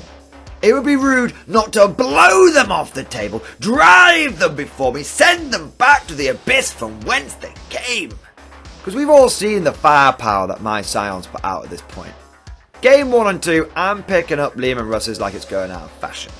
Game number 3, I'm achieving 2-to-1 kill ratios with shattered units. My glory boys can handle anything in the universe. And so upon sight of the enemy, I advance, sir. That's my style, sir. And I push forward with all of my Scions. I'm like, look, if someone's going to present to me a package like that, surely they're greater demons, but I'm going to make sure that I've got enough fire angles where my entire starting force, 100 Scions, plus command squads, are going to be able to see those greater demons and unleash into them. By clever positioning, I'm able to get the vast majority of those Scion squads in range of my Warlord, who's got the Drill Commander trait, so they're all double tapping all the way, and also in range of the squad with the big bullshit banner. Everything's going swimmingly. I then proceed to open fire. Roll the first squad. Bear in mind, I am hitting on 2s, rerolling 1s, exploding 6s. After I've rolled my hit dice, I've missed about 7 or 8 times with the squad. Not a good start. I then continue to fire, and I get 0 wounds. And I'm wounding on 4s, or maybe 5s against Be'lakor, but I get 0 wounds. Okay, matters not, that's 1 squad down, but we've still got 8 or 9 to go. It's all going to be okay, it's not too bad. I fire the next squad. I continue to roll 1s into 1s, and I'm rolling a lot of 1s. I continue to fail to get any wounds. To cut a long story short, guys, I don't know what chaos magic infected my dice. I don't know if I was paying back the piper for a run of good luck. But honestly, I had the worst dice I have had in over 2 decades of playing Warhammer 40k. It got to the point where my opponent felt so bad for me that he lent me his dice to see if there was something wrong with mine, and it didn't improve the situation at all. Combine that with the fact that when I did occasionally manage to land a hit and a wound, my opponent would pass his 4-up invulnerable save. Once the dust had settled and over 100 Scions had shot, I had inflicted 6 wounds on Be'lakor. Not 16, 6. And by the end of my turn, guys, I'm just chuckling to myself. And me and my opponent have a good laugh about it, because when you get into that scenario, there's nothing either side can do about it. Just 40k's a dice game at the end of the day. It's one of the perks, it's one of the quirks. Sometimes the dice giveth, sometimes the dice taketh away. But to be honest, guys, the game was over turn 1. If you're a fan of the film The Patriot, this is kind of like the Battle of Camden Fields. This battle was over before it began. Because the problem is, my opponent has essentially got an undamaged army. His flamers are pretty fast. They're in a position to hop from the ruins that are in no man's land out and start torching all of my guys. I could absorb the casualties those flamers do, especially considering they actually have to roll to hit now. But the problem is I can't absorb the casualties from essentially a 2,000 point demon army when my 2,000 points, or near as damn it, 1,500 points, has just completely bounced. We play the game out, but essentially what happens is, in his turn 2, he seals the fate of the army. The Keeper Secret comes in, it mortal wounds the crap out of everything. He doesn't even go for like his toughness buffs on Be'lakor. He just goes for as much damage output as possible, and he probably deletes about 1,000 points of my army in one go. I am down to the scraplets, and I've not even brought my reinforcements in yet. Upon seeing this, I realised there's absolutely no point in me re-engaging those greater demons. They are just cutting a swath through my line infantry, and I need to play it smart if I'm going to come out of this with any semblance of points. So what I do over the course of my turn 2 and turn 3 is I bring my reinforcements in, and I take my squads that are on the periphery of my deployment zone, and I essentially push out into 2 flanking manoeuvres. And whilst his Keeper Secrets and Be'lakor are going into what's essentially my heartland, going after my home objective, which is being desperately defended by my Warlord and the remnants of the starting force, they're distracted dealing with them. And they end up taking until about turn 4 to clear all of those up. But whilst they're busy with that, these 2 flanking forces go around and they score me loads of points. They're getting me boots on the ground. They're getting me inflexible command. They're also able to bring down not the Keeper Secrets. It was the Lord of Change that was causing me all the problems. It was the Keeper Secrets that was in the middle of the board. I'm able to bring that down and get some points for that. I'm able to take down 1 or 2 of the War Dogs as well, getting me a few more points there as well. And essentially what the game devolves into is these 2 flanking forces create their own epic narratives, and they just push and push and push and drive and drive and drive, and by the end of turn 4 they're pretty much wiped out. But on this glory run, on this thunder charge, what they're able to do is basically wipe out all the demonettes, and they're able to wipe out the majority of the flamers, and they're able to go after that Keeper Secrets, the one that was in the middle of the board, the Slaaneshi one. Not the big bird with all the psychic powers, that was busy rampaging. And they actually get me a really respectable number of points. And I'm able to really leverage my advantage of being elite infantry. Because whenever I come across some demonettes, I shoot them to death. I've got take aim, my dice return to normal, and I'm able to shoot them to death. And then whenever I come across the flamers, I'm able to charge them with something like a senior officer with an Ogryn bodyguard. They just absorb the incoming fire because flamers don't auto hit anymore, and then the Scions will go in, and by bayonet they tear the flamers apart, because flamers have only got a 6-up save in close combat, and I'm able to do either fixed bayonets or take aim to swing whichever fight I need, whether it's the shooty fight or the combat fight, in my favour. So the Scions absolutely prove their worth, and it does give me a really real sense of like vindication that I didn't just get tunnel visioned, I didn't just focus on the demons, and my opponent didn't just end up running away with all the points. And the final score, it was about 90 points to my opponent, so very well done to him. But I was actually able to score a very respectable 80 points. It was a really, really close game. And by the end of it, my opponent essentially had his 2 greater demons flying around and a few little shreds of units that were hiding behind ruins or holding objectives. And what I had at the end of the game was essentially about 10 or 15 Scions left between these 2 flanking manoeuvres that had started off very much in my deployment zone, and by the end of it were threatening my opponent's home field objective. And they got all the way up the board just by running and gunning and shooting and charging and just speed, violence, momentum. That's what they embodied. It was just a really cool moment, and it made the game go from just being a waste of time to being an absolute ton of fun. And the best bit was, is because Shanto was a follower of the channel and he watches a lot of the battle reports, he got a lot of the lingo and the sayings and the references that we do in the battle reports, like drive them men, and upon sight of the demons I advance, sir. That's my style, sir. And he got all of that, and it was really fun, and it allowed me to have some enjoyment out of the game by getting to roleplay a little bit and get into that vibe and just have a laugh with my army. And obviously Shanto had a great time because he absolutely smashed it and he won the game. But That's all said and done with game number 4. Now let's get into game number 5. The final battle of this epic tournament. And amazingly, unbelievably, it was another guard versus guard. Now, prior to this tournament, I had managed to avoid playing against guard. Like, for 3 months, I'd gone to loads of Super Majors, GTs, RTTs, never got into a mirror match.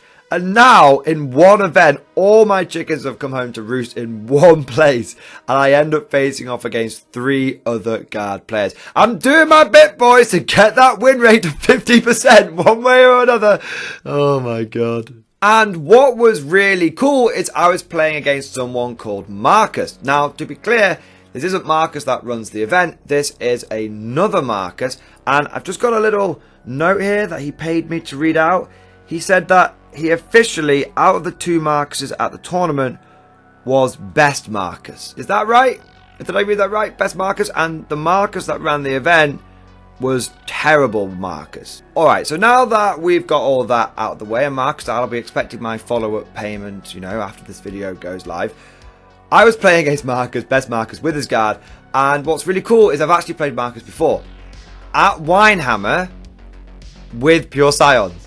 The last time we faced off against each other was at the beginning of the edition, and he was using orcs, and he was using 3 of these big Forge World kill tanks. And it was a really, really close game last time we played, but I was able to use my Scions to blow up his tanks, and it ended up being the case that I was the only person to beat him that weekend, and he went 4-1 and did really, really well at the event, and if I hadn't beaten him, he probably could have won it. And this time we were playing off against each other again, and he was again using loads of big tanks because he's an absolute hero. He was running triple Rogel Dawn. I actually love this list. It's one I've had my eye on since the new codex dropped, and it was really interesting and fun and genuinely delightful for me to play against an army like this, because it just felt a perfect way to end the event. And playing against someone that I know, playing against someone who we've got a great game history against, we've had so much fun the last time we played, and I'm running Pure Scions again, and he is running big tanks again. It's like it was foretold. It's like it was fate.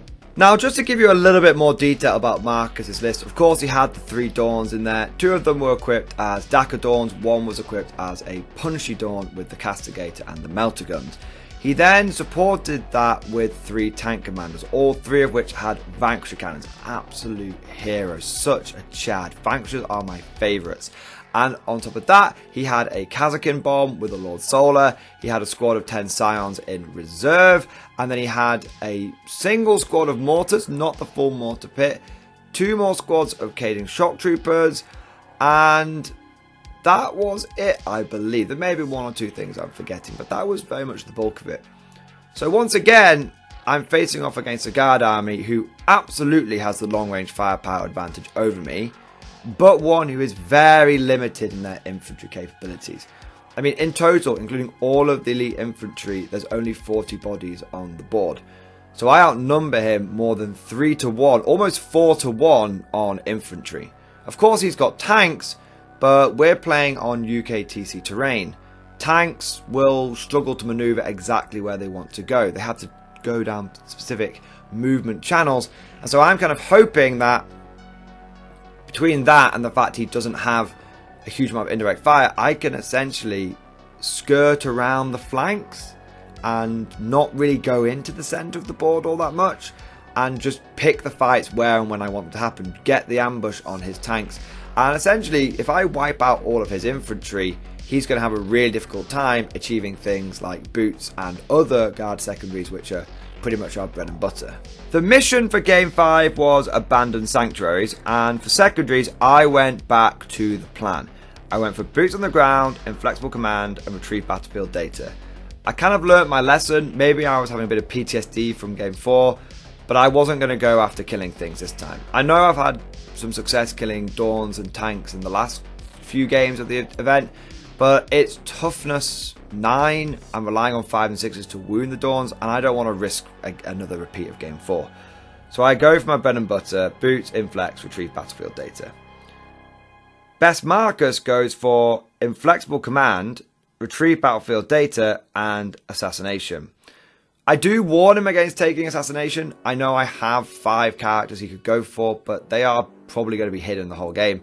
But because he has a lack of infantry, he kind of struggles to know or to pick what other secondaries to go after.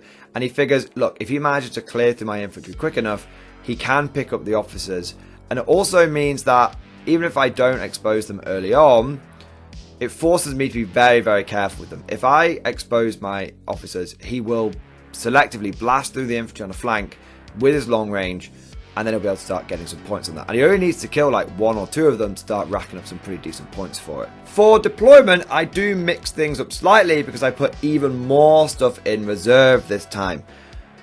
Because I've played Abandoned Sanctuaries before, I've played on this terrain before, it's actually really hard to hide a lot of your guys. You can get about 30 in the big ruin on the right, 30 in the middle, and then you can only fit about 20 on the small ruin on the left of your deployment zone. Even with taking into account the officers that go in there as well, that still leaves 60 plus infantry that you end up putting in reserve. So that's exactly what I did. I had a huge amount of guys in reserve, more than double I've had in other games. But it totally was the right thing to do. If I just start on the board, Mars gets first turn, he'll be able to draw line of sight to them, and he'll be able to have a great time. So put them in reserve, keep them secret, keep them safe. For Marcus's deployment, he puts his Rogel Dawns on the line, and he supports each one with a tank commander. On his left flank, he ends up putting a unit of infantry. On his right flank, he puts a unit of infantry, the command squad, and the mortars. And then in the central ruin, he puts his Lord Solar and his Kazakin Bomb, and he puts the Scions up in reserve in the sky. We then get to the roll-off to see who's going to go first, and I win the roll-off, which in this scenario is not ideal. You guys know at this point that if I go first in this situation, basically I just pass my first turn, which is what I do. My first turn consists of me retrieving data in one of my home battlefield quarters, and then on my left flank, moving a unit of infantry from one ruin to the next, so that I can then sit on that objective behind line of sight, and that will get me more primary points at the beginning of turn 2. That's it. That's my entire first turn. We then get into Best Marcus's first turn. Now, if it was me, I'd play this kind of cautiously. I know that there's going to be a lot of infantry around, and there's a lot in reserve. I want to try and make sure that make sure my tanks are safe and they're able to bring their firepower to bear at the opportune moment. But Best Marcus is an orc player at heart. So he takes all 3 Rogel Dawns and full throttles them forward and pushes them well into the centre of the board, well across that middle line. He's got 2 going for the middle objective, and he's got 1 slamming down my right flank. This is a really aggressive manoeuvre that I didn't expect at all, any way, shape or form, and it took me aback a little bit because it puts me under much more pressure than I was expecting to deal with. Fortunately, his shooting is extremely light. He doesn't actually have line of sight to anything that he can target, so the only thing he can shoot is his 1 squad of mortars. But 1 squad isn't that much to worry about. He ends up raining the pitter patter of shells down onto my squad of guys that are holding the objective in no man's land on the left flank, but I use a movement indoctrination because I'm on that objective, and I'm on a 2-up save there, something crazy, because I'm in light cover. I've got a movement indoctrination so I ignore his AP -1 from take aim, and then I get +1 to my save because of the indirect fire nerf. So I take 1 casualty, maybe 2, but overall I pretty much get away with it. It then swings back to my turn 2. Very rapid fire game. And I have an opportunity. There are 3 Rogel Dawns in front of me. I have all my Scions that could come down from reserve.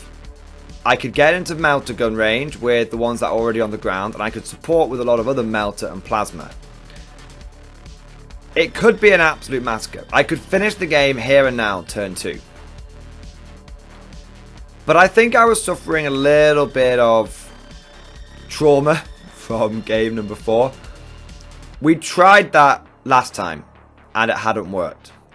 And I wasn't facing off against any invulnerable saves, but I hadn't had much shooting myself at this point, so I didn't know if my dice were going to be good again.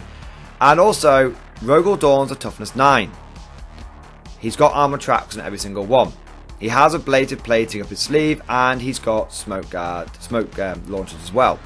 So I could go all in on these tanks and then just completely bounce, and then I'm absolutely fucked. And instead, I decide to play to my strengths. I decide to embrace my inner scion, be tactical, be patient, and like the slow blade, penetrate the shield. So what I do is I take the squad that was on the left flank that had moved forward, been mortared slightly, and this turn I move them again, but I only go for the extra 2 inches of movement. And I push them forward because facing off against them now, just behind a ruin, is a single squad of guardsmen. I've been in this situation before. Scions beat the snot out of guardsmen. So what they're going to do is move forward, and then they're going to charge those guardsmen, and that's going to get me in 2 turns, basically into my opponent's deployment zone, hopping from ruin to ruin. Nice. That puts my opponent under some pressure, and bear in mind, on that flank, all he's got is a squad of infantry, mortars, and a command squad. Continuing on the left flank, I then continue the next wave. There's 10 more Scions that are hiding behind that ruin that started off there. They move forward, and they go the full 12. They go back onto the objective that I just moved off with the other squad, and I relock that down, getting myself ready for a second wave, inevitably when those first few Scions go charging off and get taken out by the mortars and the command squad and the counter-attack. Okay, but we're talking a few turns ahead in the future now. I then see one of those Rogel Dawns is a little bit more off onto a flank by itself. I'm like, I'm going to take out one of those Rogel Dawns, but I'm going to wrap up the other 2. So I bring out a squad from reserve, I bring out a 3rd squad from my left flank, and I move them forward. I give the orders to the squad that was already on the board, and we go for take aim. I feel like 2 squads of Scions should be able to take care of a Rogel Dawn. If they don't, it's not the end of the world, because I haven't overexposed myself. In the center, I take 10 Scions and I move them into the center of the board. Again, I move, but only go the 2 extra inches. And that puts me basically a 2 or 3 inch charge away from that Rogel Dawn in the middle. I can wrap and trap that pretty easily. And I do the same thing on the right flank. As you can see now, I move forward. And my turn 2 consists of me wrapping and trapping 2 of the Rogel Dawns, the one in the middle and the one on the right flank. And the 2 squads that dropped in actually successfully, quite easily, take out that other Rogel Dawn. Know what I know now, I probably could have gone for all 3, but I wanted to play it safely, and I still achieved all of my objectives. I've locked down all 3 Dawns. Yes, the squads that are locking them down are probably going to get blown away by the Dawns in combat with all the Daka and the Born Soldiers and the good stuff, but I've locked them down. And then we go over back to the left flank with that squad that's going to do the charge, and they get the charge off. And they have no issue. They breeze through all 10 of those guardsmen, no problem. I only have about 8 or 9 in the squad, but I roll quite hot on my hit rolls, which generates loads of extra 6s thanks to Stormtroopers, and then I'm able to just clear those away. And with a good pile in and consolidate, I actually managed to tag the mortars, which is a Brucey bonus. I wasn't expecting to be able to do that, but I got a really high charge roll, and that allowed me to do this. That means going to my opponent's turn, his firepower is, well, his Dawns are locked down, so they're going to have to deal with the infantry that's in front of them. His mortars are out of the equation, so that's indirect fire I don't need to worry about. So really it's just the Kazakin bomb and the Vanquishers. And the Vanquishers aren't really in the best game, because I'm using infantry. They can do some mortal wounds, but it's not their best fight, this one. Going into Best Marcus's turn 2, he is forced to keep his Rogel Dawns in combat, and over the course of their shooting and their combat and crush them and all that kind of good stuff, he is able to clear away the 2 Scion squads that were locking him up, but they are still in exactly the same positions where they were. On the left flank, he falls back with the mortars, but he hasn't got anywhere of firing them. He's not got any perfected orders, and he counter-charges with his command squad. And his command squad completely flubs it. His officer clearly bought his commission, problem that you find in the regular guard. We don't have that problem in the Stormtrooper Corps. All our officers are legit. Anyway, moving on before I get completely lambasted in the comment section. His officer goes in and misses every attack. The grizzled veteran, that is meant to have a power sword and meant to be a good NCO as well, clearly was only there by nepotism, and he also missed all his attacks. which means that he's charged in with 5 power soul attacks and done no damage to my squad of Scions. That was his chance to really push me back. And so now he's in a really bad situation because he should have cleared those Scions on the side, but by not doing so, now when it comes back around to my turn, because he's got what is essentially a full strength squad of Scions, now locking down his infantry orders and also still in a position to threaten his mortars, taking his indirect fire out of the game and kicking away one of his key advantages. It doesn't all go my way though, because he does actually turn the key, deploy the fully operational Kazakin bomb, and he teleports them over so he can target my 2 squads of Scions that I exposed to go after his Rogel Dawn, and he just turns them to pink mist. Kazakin bombs are just so powerful. This really stings, and by the end of battle round 2, I've actually lost 45 infantry. The 2 10-man squads that were holding the Dawns, the 2 that just got wiped out by the Kazakin bomb, and 5 that I dropped in to retrieve some data. It then goes round to turn 3. Now I start off by taking the 10-man squad that was on the left flank that had hopped from my deployment zone and gone to no man's land, and I move them, taking the 2 extra inches, and I send them up that left flank to support the squad that's currently embroiled in combat with the command squad. If all goes well, those 2 squads should be able to finish off the remnants of the infantry, the command squad, and also the mortars that are hiding behind that big ruin in the top left. I then essentially, in the middle and on the right flank, repeat the same maneuver as last time. I want to kill another Rogel Dawn and I want to wrap up another one. Just keep taking them out of the fight. So what I do is I take a squad from the centre and I move it forward, and I deep strike another squad down to help deal with that Dawn, because that combo was more than enough last time. On the right hand side, I just move 10 more infantry out and I get them ready to wrap and trap a Rogel Dawn. With the remainder of my reserves, I essentially refill the gaps. So my 2 home field ruins in the middle and the right are looking a bit empty now because I've been pushing Scions out of them for the first 3 turns. So I just refill them with various 10-man squads. I also take another 5-man squad and I chuck that down onto the far left flanks so that they can retrieve data. This will mean I will guarantee to retrieve all the maximum data. 1 of them in my home table quarters and the 2 in the enemy table quarters as well. Finally, I drop 1 10-man squad down to take out the enemy Kazakin bomb. Between their firepower and some long-range shots from the character-protected command squads, and I also have a few other little bits of firepower I can draw from here and there, I should actually be able to deal with those Kazakin. Even if I don't wipe them out completely, I should be able to at least make them relatively combat ineffective. Even with me trying to be cagey, this is actually quite a risky turn. I've got 10 infantry that I know are going to die on the right flank just to tie up the Dawn once again. I've got 20 that are going after the Dawn in the centre. Hopefully they can pull it off, but if they don't, that's going to be bad. But even if they do, they're going to get some counter fire from things like Scions dropping in and massed Vanquisher fire, which will eventually grind through a squad. And then also I've got 10 infantry that have dropped in to go against the Kazakins. They're also exposed, and I've got another 10 infantry that have moved out into the open that are relying on getting a 6-inch charge. Maybe it'll go off, maybe it won't. This is 40k. Fortunately, guys, it all goes to plan. I successfully wrap the Dawn on the right flank one more time. I successfully blow up the Dawn in the centre. Fortunately, I do blow up, so whilst I do get a couple of mortal wounds, it can't use Vengeful Salute, which is brilliant, one of the things I was worried about. And then my Scion squad that was on the left going against the Kazakin bomb, between it and the supporting fire from the other little scraplets that I mentioned, I'm able to take out the enemy Kazakin, so that's good. Last but certainly not least, I do have to use a CP reroll, but I do make my 6-inch charge on the top left flank, which means the mortars now get butchered in combat, and then the command squad, it ends up getting butchered as well. Even with my opponent going first, his officer and his veteran and all the command squad just completely miss with every attack again.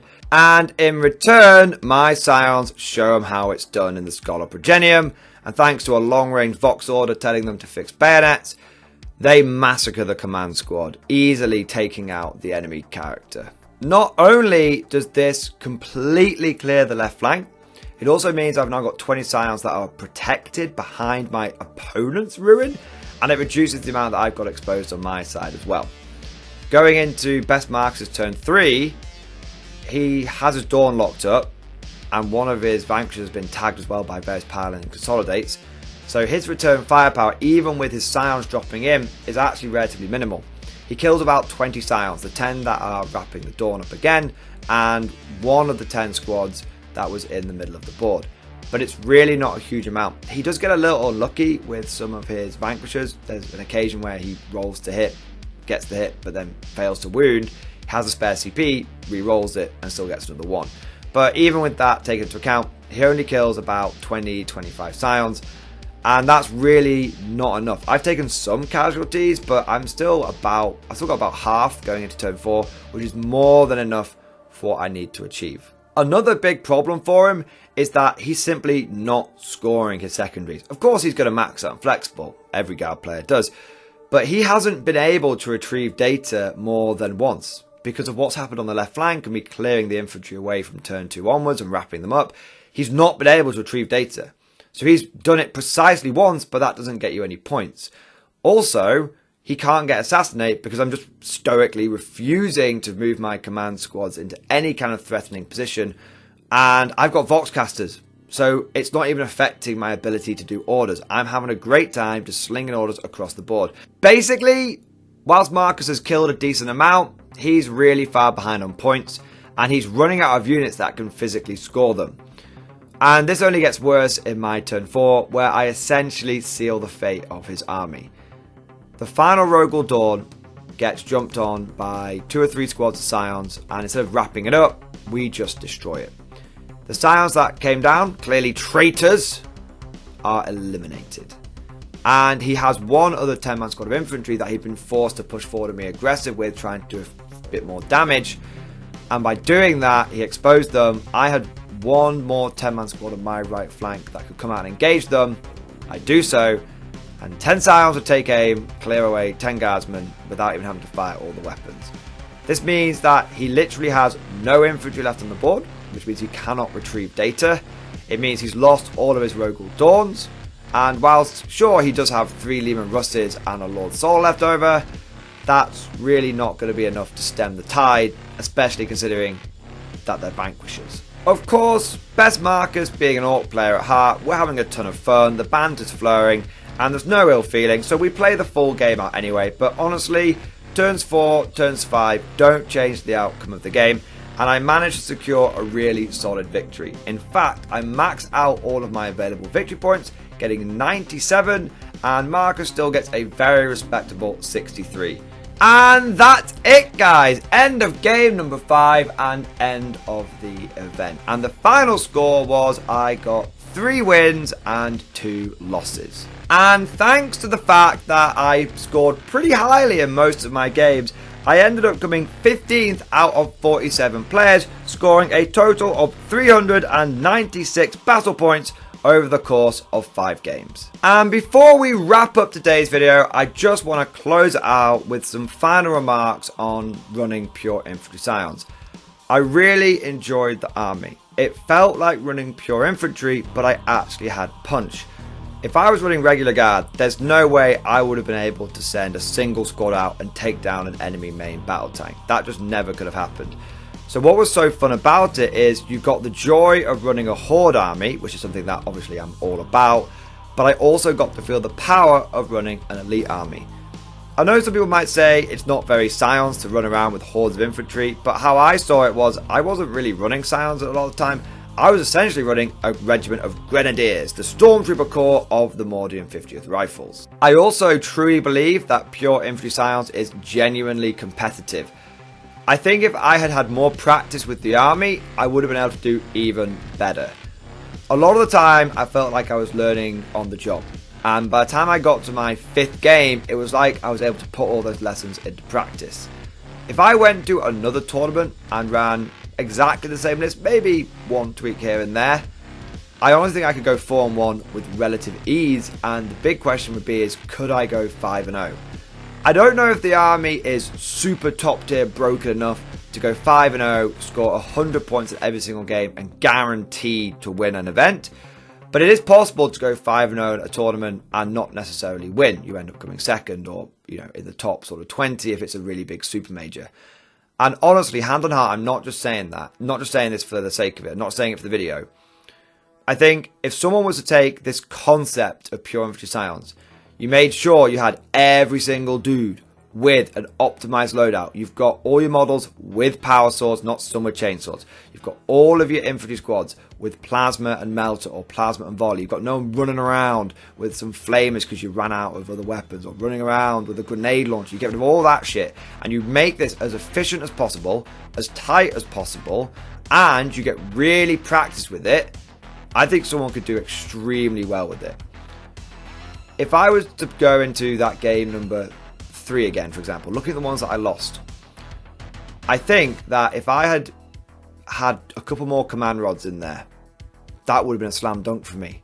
Doesn't matter if I had to drop first. If my opponent can't come within 12 inches of me, army wide, and knowing what I know now about I don't come out for the first 2 turns at all, because there's no need for me to do that. And I almost turn the scenario on its head and I drop down, remain vigilant, keep my opponent back, and then in a funny sort of way, he feels like he's dropping first. I could have had that game, no problem. I can win it turns 3, turns 4, turns 5. I shouldn't have tried to rush it and sacrifice too many infantry early on. But this was a mistake that I made, and it was me just thinking, oh, well, scions have always got to be on the move, always got to be attacking. I should have really played a bit cagier. Imagine if I played game number 3 as cagey as I played game number 5. I think I could have had it, genuinely. Likewise, going into game number 4. Maybe it was my bad luck, but maybe it's the fact that Be'lakor and Daemons are actually just really, really, really tough. Be'lakor is an absolute beast, and I have a lot of respect for him. I have a huge amount of respect for the Lord of Change as well. But you know what I would have done? Knowing what I know now, I would not have gone and taken those guys head on. I would have played asymmetrical warfare. I would have had people popping up left, right and centre. I would have completely gone down the flanks. I wouldn't have allowed him to concentrate in his one death ball. I would have spread out loads. That would have reduced the amount of mortal wounds I was taking. It would have reduced the ability of him to corral me into a corner. And if the little flanking attacks from that game show anything, it's that even a few scions well supported can absolutely carry the day against a lot of lesser units. So if I did that again, if I played game number 4 again, I would have played a lot smarter. I wouldn't have essentially played it as a normal pure infantry guard commander, and I would have gone for everything else but the big demons, and I would have done that from the beginning, and I think that could have swung it as well. But again, my inexperience definitely showed in game number 3 and game number 4. And in a funny sort of way, I really want to try this army out again at another tournament, even if just a local little one-day one, and see if I can actually bring home the gold. I honestly think that it has that potential. And on that rather bold statement, bold I say, sir, we're going to end today's video. I hope you've enjoyed it. If you have, smash that like button and subscribe to never miss an episode. Also, leave a little comment down in the comment section below suggesting what army you'd like me to run at the next tournament. Do you want me to run something a bit more competitive, or maybe something a bit memey? I did have an idea to run a full-blown Krieg World War I style list with cavalry and field ordnance batteries and waves of infantry. If that sounds pretty cool, let me know down in that comment section. If you found today's video particularly fun, informative and interesting, then please consider becoming a channel member or Patreon supporter. It really is the lifeblood of the channel, and by signing up you will help me go to more events and allow me to produce more of these tournament reports. And I just want to say a massive, massive thank you to all of my current supporters and patrons. You guys are fantastic, and I honestly couldn't do this without you. Anyway, I hope you all enjoyed today's video. Thank you for watching, and of course, as always, I'll see you guys next time.